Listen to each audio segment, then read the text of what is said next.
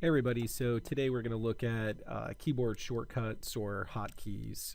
This is a way for you to access features of the software without having to click your mouse on one of the options. So if we go to File and then down to Settings, under the System tab here, we'll see an option called Customize Shortcuts.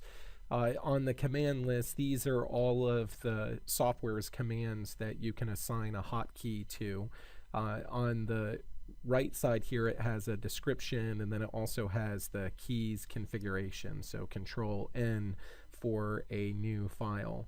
So this is a useful aspect of the software because you may be coming from a different CAD package where you have established hotkeys, or you may want to establish some standard hotkeys or keyboard shortcuts that will just make using the software faster.